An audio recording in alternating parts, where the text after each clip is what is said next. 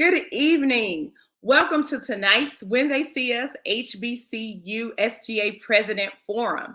My name is Kenesha Potter Stevenson, and I am a member of the Jackson, Mississippi Alumni Chapter of Delta Sigma Theta Sorority Incorporated. We are led by the soror president, Gwendolyn Handy, and our Social Action Committee chair is soror Dr. Kia Jones. Thank you guys so much for participating with us tonight and joining us. We have a wonderful, phenomenal panel of SGA presidents who will be speaking tonight onto HBCUs from the perspective of the students. Now, when the Social Action Committee came together for the 2022 soror itinerary, we wanted to make sure that we were providing informative topics around things such as educational disparities and inequalities, health equity, redistricting, and voter suppression, just to name a few. We were super excited about this particular panel tonight because we know that there's intrinsic value, which are HBCUs here in Mississippi. HBCUs, we find, are essential pillars to social impact and making change wherever they are. So we are excited to have young leaders to be able to come, provide an atmosphere where they can put their voice out so they can share their information and talk about their perspective and anything that impacts them in a way to help us to support HBCUs in a better way. Now, the Social Action Committee of Delta Sigma Theta Sorority Incorporated for JMAC has come together to decide that it was important for us to support these students. So we have collectively decided that a $100,000 scholarship fund should be raised for all of our four-year HBCUs in the state of Mississippi. We think that's a wonderful opportunity to provide students from everywhere with the opportunity to pursue the education that they deserve. During this particular presentation, you're going to see a ticker that's probably going to run across that bottom. It's going to have information on how you can donate to support that fund. After you hear that phenomenal voices and those phenomenal aspects from these students, we know that your heart will be pulled to making sure that you're donating to that cause as well. You also see at the bottom of your screen there our sponsors who we have that have combined with us to make sure that our impact is lasting for these HBCUs. So I don't want to prolong the time. It is midterm week for our HBCU students, so we don't want to keep them too long. But I do want to introduce to you tonight our host. Our host is from the Jackson State University, a young lady by the name of Chelsea Waddell. Now, Chelsea Waddell is a senior political science major, and she is an active member of Delta Sigma Theta Sorority Incorporated Delta Pi Chapter. Chelsea plans to attend graduate school, and when she attends graduate school, she's planning to pursue her PhD in political science. So we are excited tonight. We hope that you have a phenomenal time. And Chelsea, I'll let you take it away.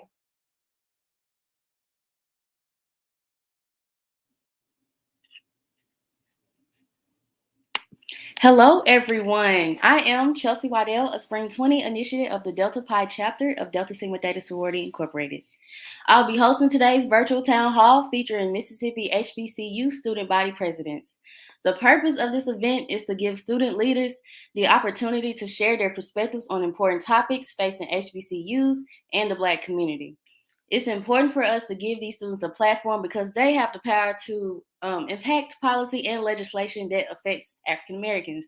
This event is spearheaded by the Jackson, Mississippi Alumni Chapter of Delta Sigma Theta Sorority Incorporated, also known as JMAC, for the When They See Us HBCU campaign. JMAC understands the culture, history, and impact of HBCUs and the critical role they play in Black leadership and social action. With that being said, the goal of their initiative is to raise $100,000 for HBCUs in Mississippi to be used towards scholarships and resources for HBCU students. This goal is achieved through donations from families and friends through undergrad and graduate Mississippi chapters of Delta Sigma Theta Sorority Incorporated. JMAC has committed their efforts, outreach, and impact to raising awareness around our state's HBCUs because we feel that their importance to the African American community provides a safe place to learn, grow, empower students, and to motivate people to reciprocate giving back to an instrumental institution in their lives. So, the topic for tonight is All for One, One for All, the power of fulfilling the promise of historically Black colleges and universities from a student's perspective. Speaking on this topic, today are student body presidents from Alcorn State, Jackson State, Mississippi Valley, Rusk College, and Tougaloo College. So I'll let everyone introduce themselves. First, we'll start from Alcorn State. We have Mr. Jaquarius Howard. Good evening, everyone. My name is Jaquarius Howard. As it was mentioned, I am a senior biology pre-medicine major at Alcorn State University, and I currently serve as the 64th Student Government Association president. All right, nice to meet you. We have Ms. Tyra McCormick from D. Jackson State University. Good evening, everyone. I am Tara McCormick. I'm a senior finance major from Clinton, Mississippi, and I currently serve as the 76th Student Government Association here at Jackson State University. All right, we have from Rusk College, Ms. Mariah Medina. Hi, my name is Mariah Medina, and I am from Houston, Texas. I am a senior biology major, and I serve as the 2021-2022 SGA president for Rusk College. All right, nice to meet you. From Tougaloo College, we have Mr. Montiel Williams. Good evening, everyone. I am Montiel Z Williams from the sublime city of Holly Grove, Arkansas. I am a junior English major and pre-law minor here at Tougaloo College, and I'm happy to be on here tonight. All right, thank you all for joining us today. So the way this will work, I will ask you all a question, and each person individually, they'll have a chance to answer each question. So to start us off, the first question is, over the past few years, some reports have increased enrollment for many HBCUs. What are the unique opportunities that exist for students in the HBCU space? More specifically, what culturally and educational experience would someone get in an HBCU that isn't possible anywhere else? We can start with Mr. Alcorn. Oh, Mr. Williams, would you like to go first? Yes, ma'am. What opportunities lies for people who come to Tougaloo? So Tougaloo College, we have a strong history of social justice, social action, and involvement. So helping out each other is nothing that's new to us. We have an internship director, Dr. McCoy. She's very active. I know we get pretty much emails every day, every hour of the day. And so when you come to a HBCU, I believe that the opportunities that you get are essential to being successful outside of HBCUs and postgraduate careers. And so you receive care that you wouldn't necessarily get at other colleges. I know I have very personal relationships with all of my advisors. And so I don't think that I would be in a position to be as successful as I am at a HBCU that I would be at a PWI or any other institution. Yes. Okay. Mr. Alcorn. Okay, I'm just gonna piggyback a little bit off of what Mr. Williams said. I hear at Alcorn we like to consider everyone a family, and that's actually one of the things that attracted me to Alcorn. In the fall of 2017, I attended the fall high school day, and everything just seemed like a family environment. Everyone was so loving and so caring, and that extended into when I became a student here. Just like Mr. Williams mentioned, I have very, very personal relationships with many of my professors, my advisors, and even my chairpersons and deans, and they pour into me, and I just don't think that I would be able to receive that at any other institution. They nurture me, they make sure that I'm on the right track with everything, and just a significant history of not just our institution, but other HBCUs as well.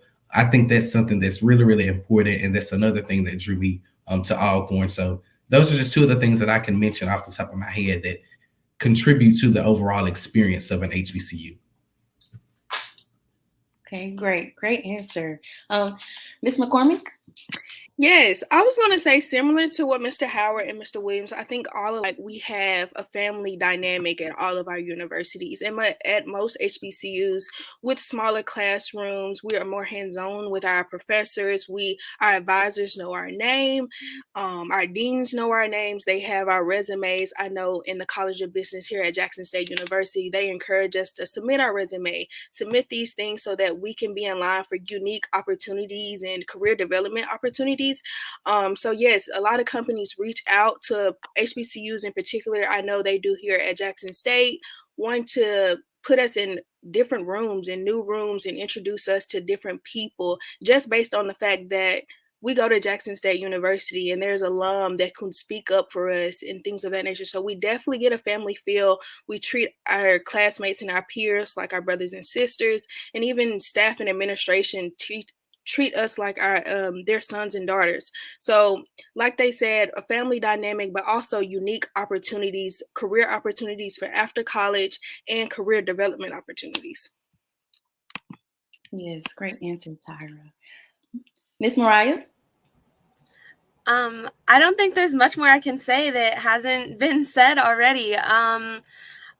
I mean, I can definitely agree that coming to an HBCU is very much, it's family oriented, and it definitely feels like a home away from home.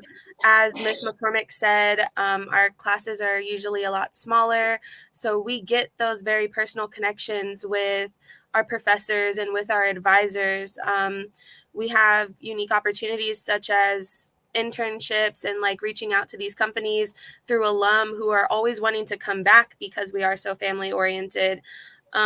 So we always have people reaching out to us and wanting to make these connections, but also we have so many targeted programs for our Black students and our people of color. Like, it's just so catered to the people that go here that it allows us to empower them so much more.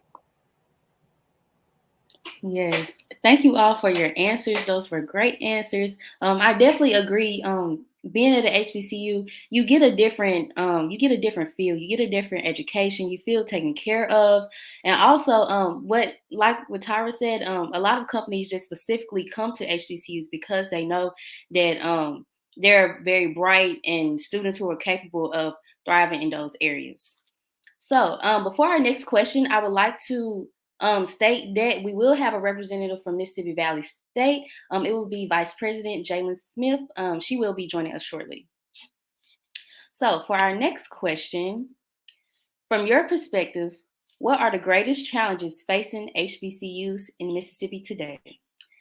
Since Ms. Medina, Tyra, you want to go first? And then we'll get Ms. Medina. Sure. Okay, so when I first heard this question, the first thing I was going to say was funding. But I feel like, we all are aware of that and are privy to that information. What I was going to say, since COVID, was the willingness for students and underclassmen to engage. We've had a tough time here at Jackson State with getting our freshmen and our sophomores to want to be in leadership positions or to want to engage in different programs and such things since COVID and since they've graduated during the times of COVID. So, of course, funding is always one, but I was definitely going to say the students and their willingness to participate and want to further their education. A lot of people want to be entrepreneurs now, and that's great, but everyone can't be an entrepreneur. Some people have to run the company and someone has to do those things. So I was definitely going to say the students and their engagement. Yes, I love that answer. Yes. Ms. Medina? Yes, so both of those were two things that I also agree with and was going to talk about, but Tyra did really good talking about them. I think one of the main things is that a lot of our HBCUs were built a long time ago, so we have a lot of infrastructure problems, and this trickles down into retention. So I think just not having updated buildings or technology within the buildings, and then getting students to come here, them kind of only seeing the outside of things, and then once they get here, they're like, oh my goodness, I don't think this is what I expected, and then we end up getting students transferring and stuff like that. So definitely infrastructure problems leading into retention problems. Yes, great answer. We'll get you, Mr. Howard. I'm going to agree with both Ms. McCormick and Ms. Medina as it relates to students' willingness to be involved. We have also had struggled over the past years during COVID trying to get students to remain active on campus, more specifically in positions of leadership. And as Ms. Medina mentioned as well, infrastructure problems. I'm sure that all HBCUs have problems with it because as she mentioned, a lot of our buildings are just old and as Ms. McCormick mentioned, the funding is just not there to keep up some of those buildings. But another thing that I want to mention is recognition. When I was in high school, I would notice that at certain career fairs or different trips that we would take to different universities, that would always be geared toward or related to PWIs. Had it not been for an outside family member bringing me to Alcorn at that high school that I mentioned, I probably would have never known what an HBCU was. And that was very, very pitiful for me to be a junior in high school, but that's just how my high school was catered.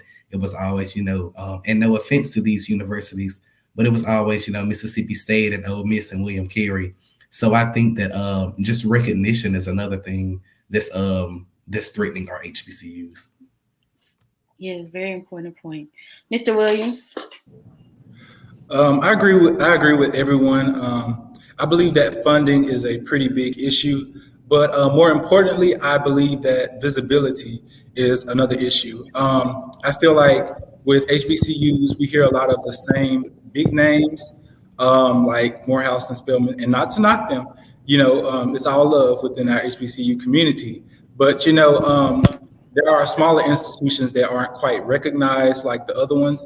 And, I know before I came to Tougaloo, after my junior year of high school was my first time actually hearing about Tougaloo. It was like a needle in a haystack. And so when you have these institutions that are integral to creating these Black leaders of tomorrow, it's very, very important to get them their recognition they deserve, as Mr. Howard stated.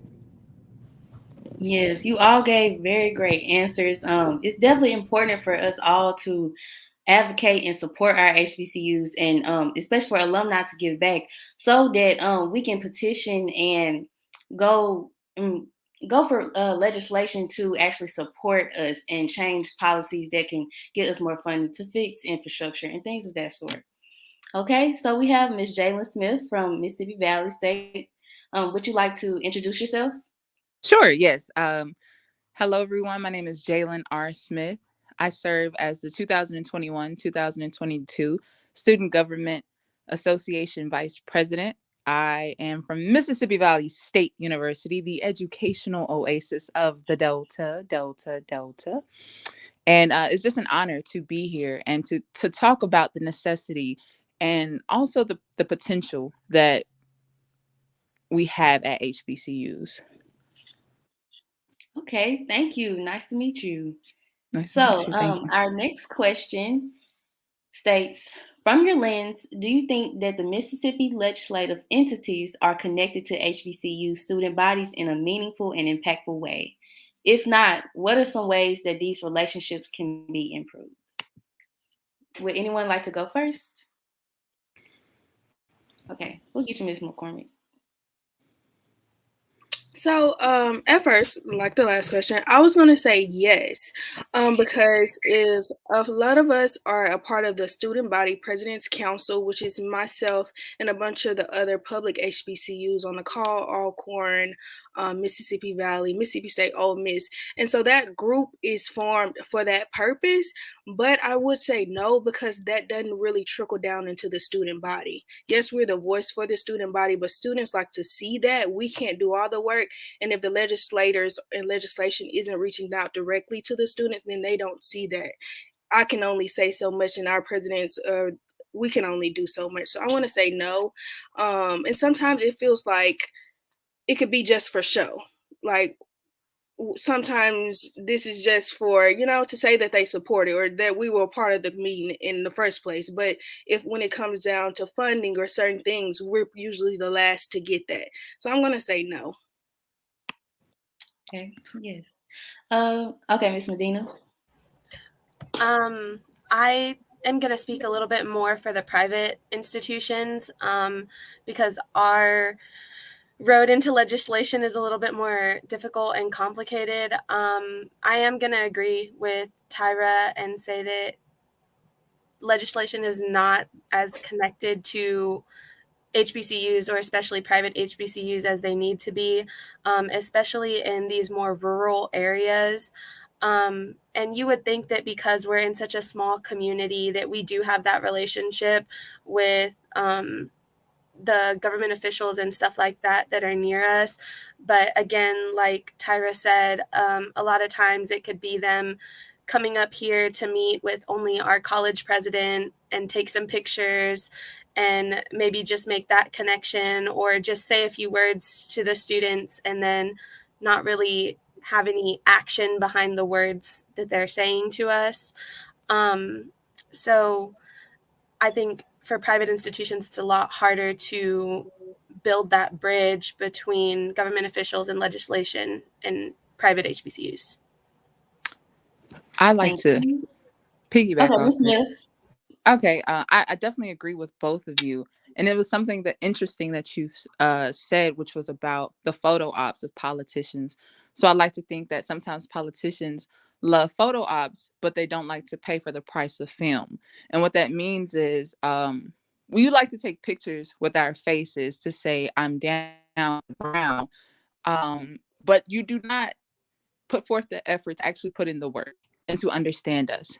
And so I think that there is a lack of visibility, not only on our campuses, but when it comes to our budget, when it comes to our struggles, our trials, and our tribulations, I need to see the people that we are electing in these offices to see us. It's more than being a face.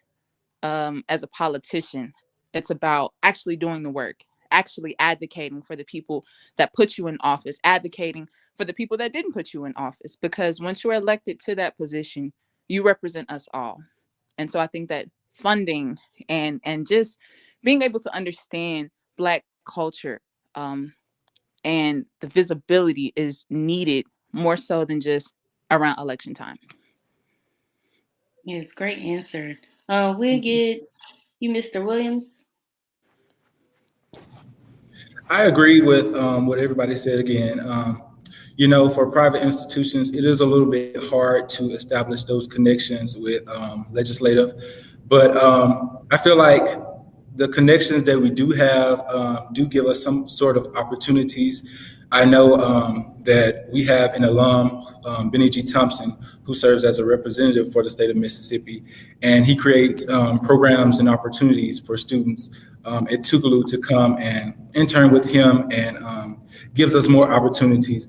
I know specifically one of the programs that he has created in conjunction with the Tougaloo Center for Social Justice is the Benny G. Thompson Delta Leadership Initiative. And so with that, we were able to conduct research in rural Mississippi about Black land loss. And so, there are some instances like that. And we also have a senator, a Mississippi State Senator, Attorney Rod Hickman. I'm not sure if y'all are familiar with him, but he also teaches at Tougaloo. So we have those connections, but I think that they could be stronger connections, and getting the student body's voices heard. And so I think that there's something that we all look forward to with progressing our institutions. Yes, good point. Mr. Howard, do you have anything to add? I do agree with what everyone mentioned, but just like Mr. Williams said, we do have a few opportunities to meet with some legislation. We have things like Purple and Gold Day at the Capitol, but as Ms. McCormick mentioned earlier, sometimes those things can appear just to be a photo op because, we come down and we advocate for different pieces of legislation to be passed. And then you take pictures, hey, we had Alcorn's SGA down to talk about legislation, and then you brush it over to the side and never talk about it again. But just like Mr. Williams mentioned, we have several alums within the Mississippi legislature that advocate and that allow us to come down and meet sometimes, but it definitely could be a lot better. Yes, I agree with all of you guys are saying. It's definitely with politicians in general. It's it's not a lot of substantive representation. So meaning that there's not a lot of people that go in to do what they actually say they're going to do. And so that trickles down to HBCUs. Yes, it's great to get a CARES Act, but overall, it would be great to get more money in general for the actual university. So yeah, I agree with what all of you guys are saying. For the next question, we have using a creative lens, how can Mississippi HBCUs increase communication to the student body around public policies that impact them? So public policies such as like voter registration or and also funding opportunities and things of that sort. Would anyone like to go first? I can start off. I'm sorry, Tyra, did you? Okay. So around the previous election, we did it was Mississippi Young Democrats for voter registration. So just increasing voter registration on campus and in the local area. And basically what that experience taught me is using what you have, the resources that you have to branch out, because no one is going to understand your university, the culture around your university, the community that it's in like you. We all have we see these generic ways of increasing voter registration that does not work for everyone. And so we have to take specialized practices when it comes to increasing that. So at Valley, and I'm pretty sure at a lot of HBCUs, we love the Greeks. We love to see Greek representation, just to see the people that have pledged to be of service to the community doing what they've pledged to do. And so we used a lot of Greek representation when it came to increasing voter registration on campus. Also learning what your social medias, the impact of your social media on campus. So Valley, it's a Facebook community. We don't tweet a lot. We have a few people that tweet. We have people on Snapchat, but we use Facebook to reach people. And so understanding what it takes to reach people, and not everything has a cost attached to it. You see people pass around flyers all the time or campaign material all the time that costs thousands of dollars and it gets thrown away when you could have a substantial or meaningful conversations with someone just, on the yard or whatever. And so understanding what it takes to reach your group of people, you can only change one mind at a time. You can't change the world overnight. And so when you change that one person and that one person says, you know what, maybe my vote does matter. Maybe what I have to say or the people that I want to be in office, maybe that matters. That's when you know that you have done a good job in reaching your community. Great answer. We'll get Tyra, you can go. So I was going to agree with Miss Smith and say that to meet people where they are and to know your audience. Like she said, they're a Facebook community, and a lot of the students now are on social media. So if we make it more innovative and creative for students to see these like pieces of legislation and to learn how to do these things, because students don't like to read their emails and they don't like to read something that's long and drawn out. So if we meet them where we are, then it'll be easier for them to meet us where we are. And also using our resources, like using our political science majors. People like to hear from their peers more than anyone else. If they're only hearing from their professor and their advisors and administration, they're more unlikely to listen. But if we're hearing from people already on campus, our peers, the people who look like us and know what we're going through, then I think they'll be more encouraged to listen. So yes. Yes. I get you, Mr. Howard. I just want to agree with what Jalen and Tyra said. The main thing that stuck out to me was when Tyra mentioned using your resources, using your students to talk, especially students who are planning on going into fields related to that area anyway. But I also think like using your outside resources, a lot of universities have different alums that are part of different organizations who are specifically geared toward voter registration, voter drives, and different things like that. So having those people come back to campus and hosting different forums and things like that. But it's also important to understand your audience. like Jalen mentioned, she said that Valley is a Facebook community. At Alcorn, we love Twitter, so we post everything on Twitter. So it's just important to be able to know how you need to engage your campus, because, like Jalen said, I can pass out a million flyers, but if no one ever reads that flyer, then whatever point I'm trying to get across, man, I never get across. Great answer. I'll get you, Mr. Williams. I agree with what everybody said. So one of the things that we've made a priority in my administration, specifically to make students more aware of what's going on around them, is we've had a prioritization of social media engagement. And so I'm proud to say under my administration, we've had like the most student engagement from the student body that we've ever had before. And so I feel like once we get it out to them, it's up to them. But I believe when we make an offer to them, like, and I hate to use this, but that's the world we live in. Students want to know what they can get in return from being involved in something. So I think we have to get to a place where we offer something in return to them. That's a good point. Okay, lastly, Ms. Medina. I mean, I agree with what everyone said. Once again, everyone had really great points, especially about utilizing social media and the organizations that you already have on campus that are geared towards public policies and the impact and everything like that, like our NAACP, our Greek organizations, all that, and utilizing them to help increase the amount of participation we have in those settings.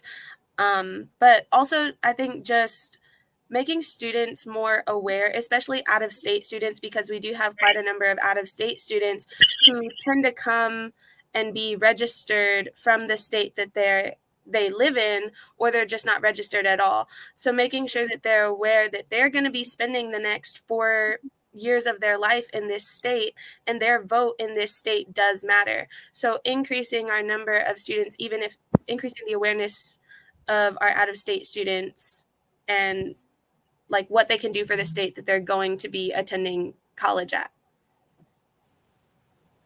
Yes, that's definitely a great point. With all of these things, we have to make sure that we're encouraging new students. We have to make politics seem cool. We have to make, policies seem attractive to these students, because they are growing up, they're going through college in COVID, grew up in a very techie childhood. We have to make these things, we have to prioritize voting and policies, because these things actually matter. And it's better for them to learn that these things matter in college rather than after college, Okay, so for our next question, what advice would you offer to students considering an HBCU in Mississippi? Okay, we'll get you, Ms. Medina, first. Okay, so coming from someone who originally came from Houston, Texas, so I came from a really large city and a really large state. One of my biggest advices is to just be ready to drive a little bit if you're not in a big city, if you are attending one of these more rural colleges. I guess that's just a little bit of like side advice, but also just be prepared if you aren't from Mississippi, or even if you are from Mississippi, just for you're gonna experience a culture shock at some point attending one of these HBCUs. Because no matter where you grew up, no matter where you're from, coming to an HBCU in Mississippi is such a unique experience, and it's so much fun. And you tend to make friends and make connections with all the other HBCUs in your state, because there aren't that many of us. And like Tyra, I mean, I met Tyra this past summer, and we've remained friends. We stay talking and everything like that. And I'm sure like meeting everyone else will have those same connections, and you never really forget anybody's face, because we're all so close-knit. So definitely be prepared for the family experience, not only on your own campus, but within the entire state itself, because we're so close to each other. Mm-hmm. Anyone else would like to go next? Okay, we'll get you, Miss McCormick. I was going to say be open to the ups and downs of the experience. HBCUs, yes, they're fun. Yes, you get your education and things, but sometimes our processes and our procedures aren't the most efficient and or effective. So just be along for the ride. Don't close off your mind to, it's not going to be a fairy tale. Like, we have issues that we face a lot of the times, but it's also a great time, and it's a great to be around people that look like you. My other pieces of advice were going to be: do your research, stay on top of your due dates, and be authentic to yourself. When you're around so many people, it can be so easy to get lost in the sauce and to be a follower, and followership is not bad. It can be positive, but also just be true to yourself and who you are, and people will pick up on that. Right. Mr. Howard? I just want to first I want to agree with Mariah as it relates to being open to driving, because I can relate to that. Our nearest Walmart is 35 minutes away.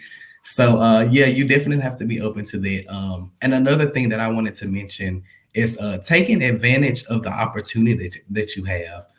Like we mentioned earlier in the meeting, the opportunities that you get in an HBCU are like none other. The people that you will meet, the connections that you will make.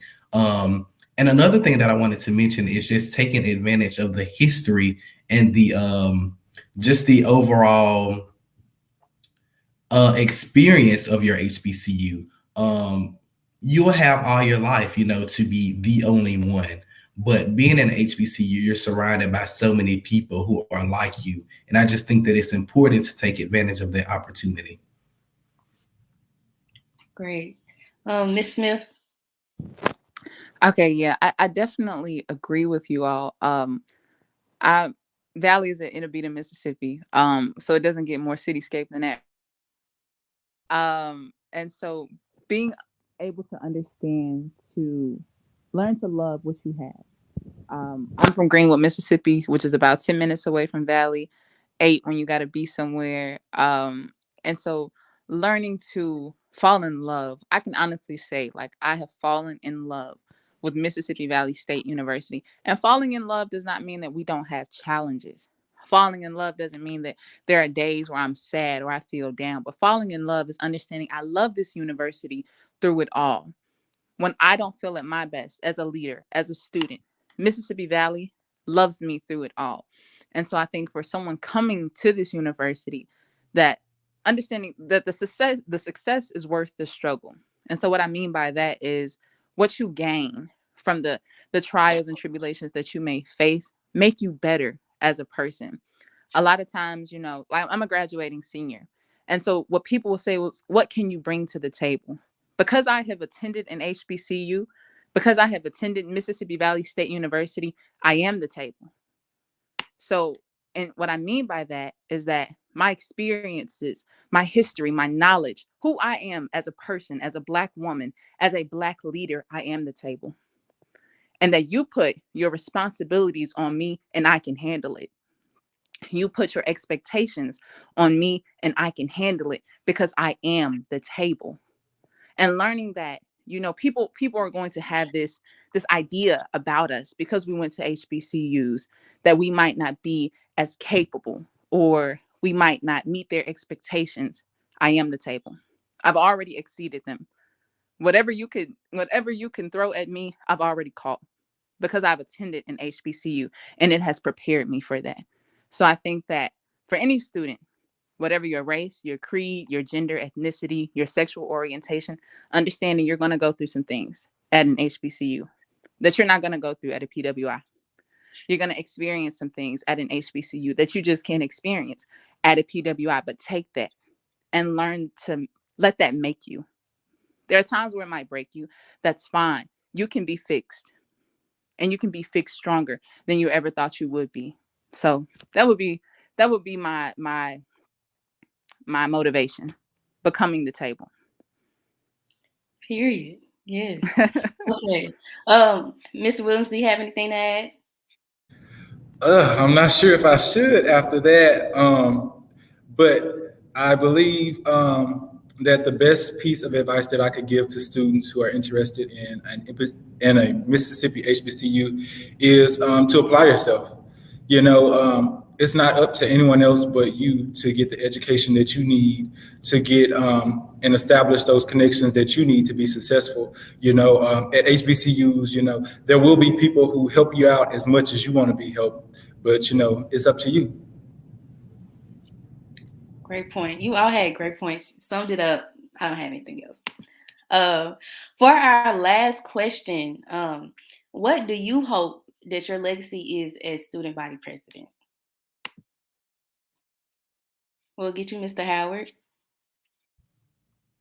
Okay, so I had the opportunity to serve as the junior class president and the SGA president at my institution, and both times I ran on a platform of amplifying the voice of the students. So that's the main thing that I want to leave behind for my student body, and not just for students now, but even as they graduate and go into the real world, knowing that they have a voice, knowing that they can speak up, when they think that something is not going right, or, knowing that their opinion matters. So that's one of the main things that I want to leave. It's just knowing that their voice matters. Okay. Next, we'll get Miss Medina. I had a pretty similar platform whenever I was campaigning as well, that I wanted to not act as the voice for the students, but to amplify the voice of the students. So I never wanted to speak for anyone. I just wanted the students who are already here to be heard.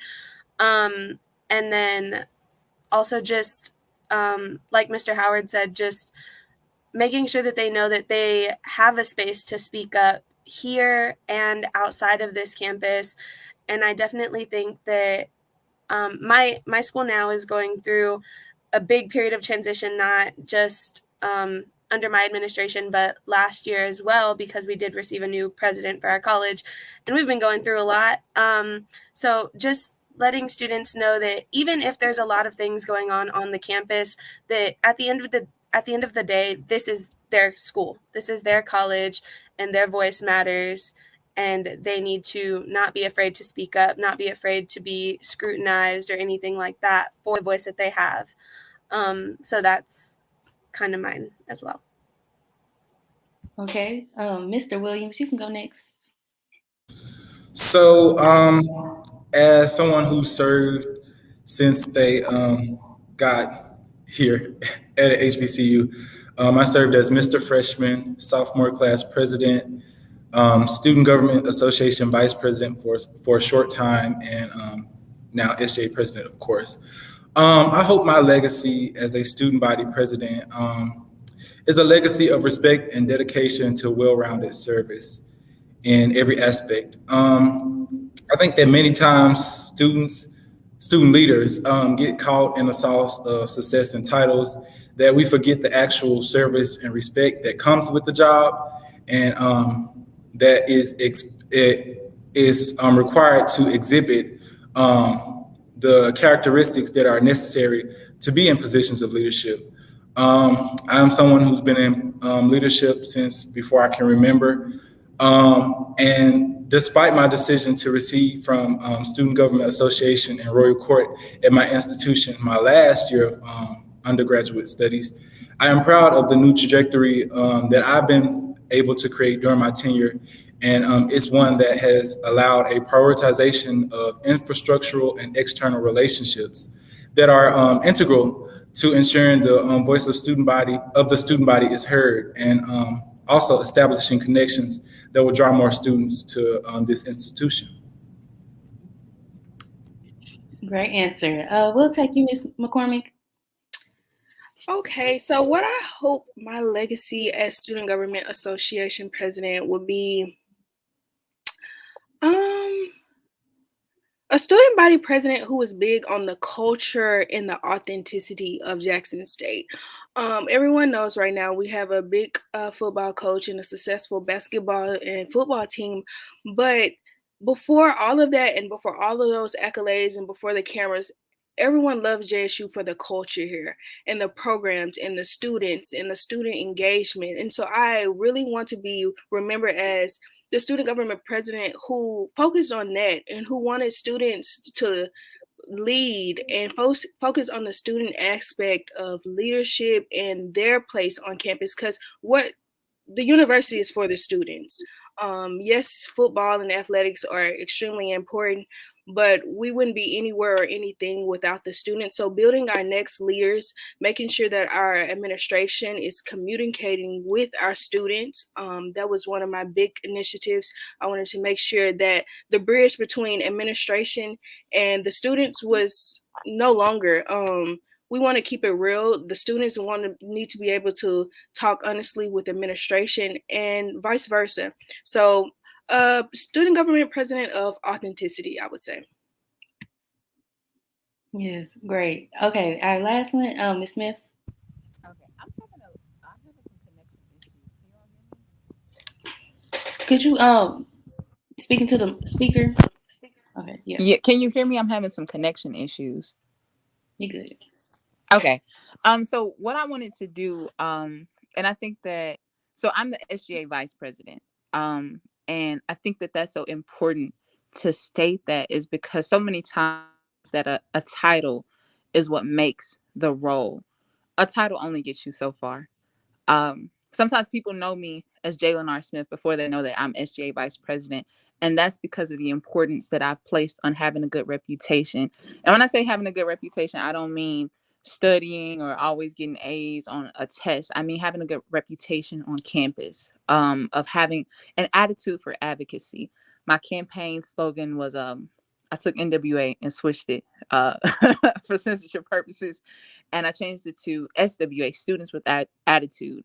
So having an attitude for service and for advocacy and for a sense of togetherness. And so I think that a legacy that I wanted to leave my student bodies, that there's only one you that has ever walked this earth. There's only one you that's walking this earth now. And there's only one you that will ever walk this earth. So making your time here, making sure that you're living and doing something that's impactful instead of just existing is so important to the work that you do. With my administration will live past my time at Valley. And it's so important because I made it to where I wanted to be involved in everything that I could be involved in. I worked myself to the bone, but that's okay because I wanted to be a success for my student body and I wanted success among my student body. Yes, thank you all for your answers. You guys did a great job. I would like to thank all you guys for your insight on HBCUs and their relationship to social action. I want to reiterate the importance of initiatives and events like the When They See Us HBCU campaign. It's imperative that we look inside our own communities to use educated leaders, such as these SGA presidents, to find solutions and practical ways to combat discrimination, such as voter suppression, underfunding, redistricting, and other legislation that prevents us from progressing more as African Americans. So events like these are also used to create new ideas and ways to lead and petition our own policies that we feel are needed for our community. I would like to thank everyone again for coming out. Thank you all. Thank you all from each HBCU. You all each came with a different perspective and something else to add to the table. And I also like to give a huge thank you to the Jackson, Mississippi Alumni Chapter of Delta Sigma Theta Sorority Incorporated for spearheading this event and bringing awareness to HBCUs and Black student leaders. And please remember to donate to the HBCU campaign. It will end on May 31st. And thank you all again. And thank you, audience, for coming. And you all have a great night.